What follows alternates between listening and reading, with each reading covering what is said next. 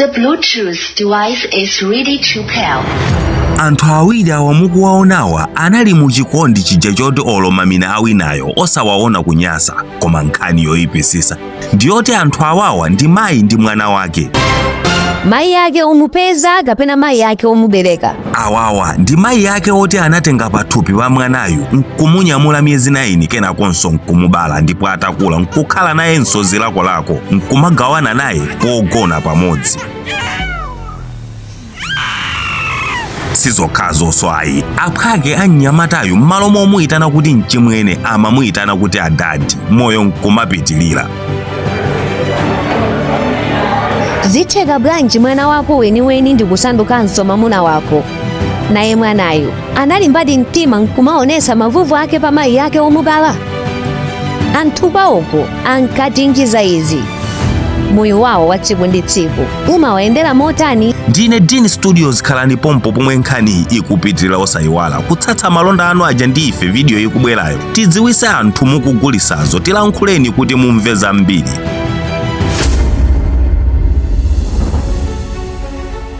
Mzimayiyu ndi Monica Miles ochokera kwa America wa zaka 37 zakubadwa. Monica asanafike apapa pokhala ndi zilakolako pa mwana wake obereka yekha chonchi iyeyu pachiyambipo anabadwa zabwinobwino monga muja momwe mwana wamkazi aliyense abadwira nkumakula. Atafika pa msinkhu otetera Monica amatetera ndipo anapeza chibwezi chomwe chinamupatsa pathupi pa mwana uyuyu ndi kumukamba apapayu. Chibwezicho chinakana mimba imeneyi ndipo Monica anaganiza zochotsa popeza amati anali wachichepere komanso sangakwanise kusamala mwana. Makolo ake a Monica anatsutsana ndi ganizo lochotsalo ndi kumuuza Monica kuti asachotse koma m'malo mwake angopilira kufikira mwana adzabadwe ndipo kenako azakamusiye kumalo komwe anthu amapanga adopt ana. Monica anasungadi mwanayo kufikira mpaka nthawi yoyikika yobereka inafika mu chaka cha 1997 ndipo anabereka mwana wa mamuna yemwe dzina lake ndi Caleb Peterson. Mwanayu monga mwalonjezo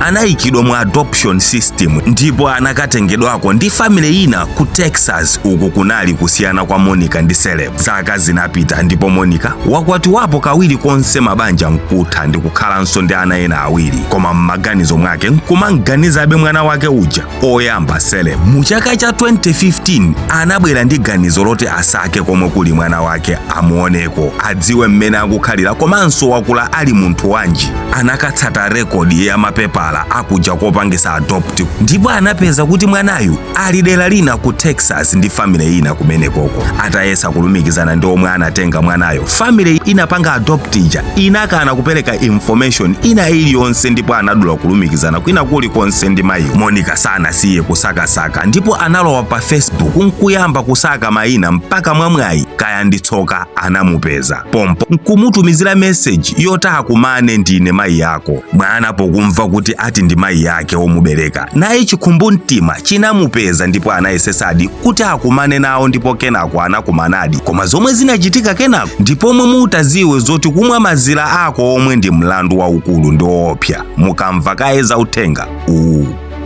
Yamakawe Recruitment and Traveling Agency musayiwale awanda akatswiri okhawo omwe amathandiza ku nkhani ya mavisa okhalira ku John. Zija zokhala umoyo ozembazemba zija ku John ndi nkhani ya makolo athu akale awawa amathandiza mwachangu monga ma spousal visa, study visa, general work visa, ma temporary visa ndi ma visa ena ambiri. Inu nkumakhala ku John mtima uli mmalo chizulu nkumachikutumula mosacheuka mfana uyenzani nyiyasebenza angifune kubwera ekhaya musandipangise kupitiliza nkhani yangayi muchizula. Ayimbireni pa 0789286265 kapena omwe muli ku Malawi imbani pa 0994646434 kuti akuuzeni kulilongwe komwe kuli maofesi zawo.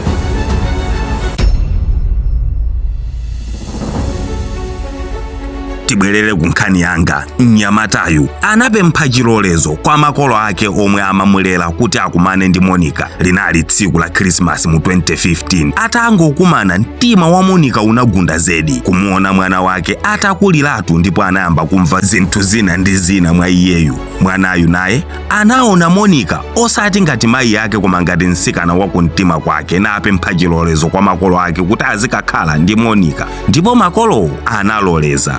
chokhala limodzi. Monica anayamba kumva ngati akukhala ndi mphongo m'nyumba mwake osati ngati mwana wake choncho. Pang'ono ndi pang'ono amapanga zija zoti anthu amapanga akakhala akufunana ndipo kenako Bluetooth connected successfully. Zikondi zinagundika mpaka tiana tiwiri taziphwaketa mnyamatayo amamutcha dadi. Nkhani ino ndi maneba ndi anthu ozungulira omwe amaona zinthu zachilondozi ndi kuimbira ku authority. Authority atabwera anamanga anthu awiriwa ndipo atafunsidwa iwo anavomereza zotidi anali pa ubwezi opakana komba m'milomo pogwirisira ntchitonso milomo, ndipo ananenetsa kuti ali ndi chikondi pa wina ndi nzake choti olo atate atchajidwe zaka 50 ku ndende akadzatulukamo ubweziwu uzapitirirabe. Mnyamatayu naye ananenetsa kuti magazi akuyendera iyeyu ndi omwenso akuyendera Monica, mtimanso ndi umodzi. Iwo anaonjezera kuti iwowa si ana akudziwa bwino lomwe chomwe akuchita ndi chomwe akufuna ndi kukhala ndi zisankho pa moyo wawo. Khoti linanena kuti izizi nzosavomerezeka malinga ndi malamulo a dzikolo ndipo akuyenera kupereka fine ya $5,000 komanso asadzakhalenso moyandikana osadzalumikizananso, ndipo anasiyidwa. Koma kusiyidwa uku ndipo mwenso chikondichi chinayaka moto ndi kubwereranso ku bwalo la milandu, ndipo awiriwa ananena kuti chikondi cha mayi pa mwana sicholakwika ndipo apolisi, makhoti kapena prison singawalekanitse. Khoti linagamula awiriwa kukalowa ku ndende kwa miyezi 18 ndipo kuchokera apa palibe ndi mmodzi yemwe akudziwa kuti kwinako zinatha motani. Osayiwala kupanga share nkhani ya Celeb ndi Monica.